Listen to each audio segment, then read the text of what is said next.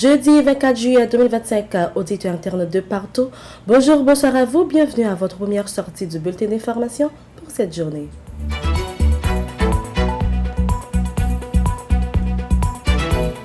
Ce 24 juillet 2025, le taux de référence calculé par la BRH est de 130 gourdes 85 pour $1 américain. Lors de sa participation à l'émission Haïti à l'horizon 2054, diffusée hier mercredi sur la radio-télévision Fabrice, l'ancien ministre Jean-Michel Lapin s'est dit en accord avec le choix de la Cour de cassation. Toutefois, il insiste sur la nécessité de consensus entre tous les acteurs autour de la désignation du nouveau président. Ce dernier, rappelle-t-il, devra être à la fois chef de l'État et chef de l'administration publique, car, selon lui, le pays a besoin d'un exécutif fort et responsable.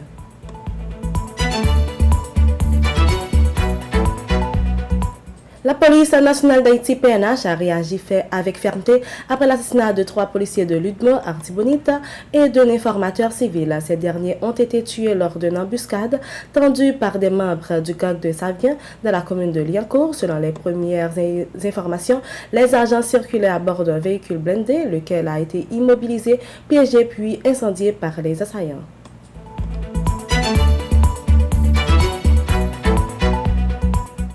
Plus de 3000 morts, près de 250 000 déplacés, des massacres à répétition, des zones entières livrées aux gangs et un État accusé d'inaction. Tel est le constat alarmant dressé par la plateforme des organisations haïtiennes de droits humains dans son rapport couvrant les 6 premiers mois de l'année 2025. Ce document bimensuel alerte sur une détérioration grave de la situation des droits humains en Haïti.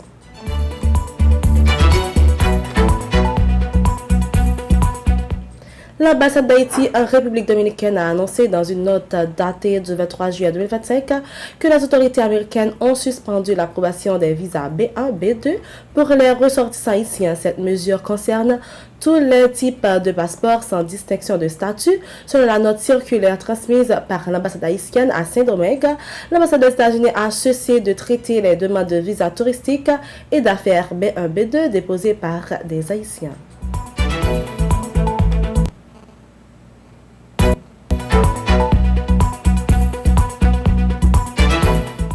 Face à l'effondrement de l'État et à l'escalade de la violence, la conférence épiscopale d'Haïti, CEH, tire la sonnette d'alarme. Elle exhorte les autorités à un sursaut national préalable à toute réforme constitutionnelle. Les évêques dénoncent les dérives contenues dans le projet de constitution 2025 et appellent à la justice, à la paix et à un dialogue réellement inclusif.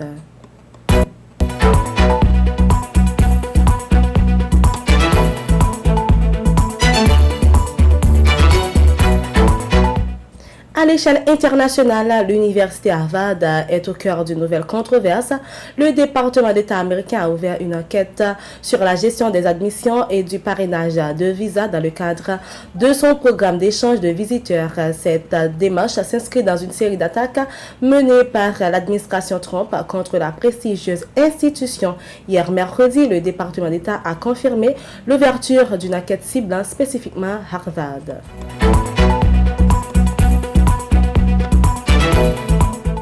Le président Emmanuel Macron et son épouse Brigitte Macron ont officiellement déposé une plainte en diffamation contre la militante américaine Candace Owens, proche de Donald Trump et figure influente de la droite conservatrice aux États-Unis. Il s'agit d'une initiative inédite pour un couple présidentiel français visant à faire reconnaître la gravité de propos relayés à l'échelle internationale. En juin dernier, Candace Owens a diffusé sur son compte X une rumeur selon laquelle Brigitte Macron serait née de sexe masculin, affirmant sans preuve qu'il existerait des documents médicaux ou juridiques pour appuyer ses dires.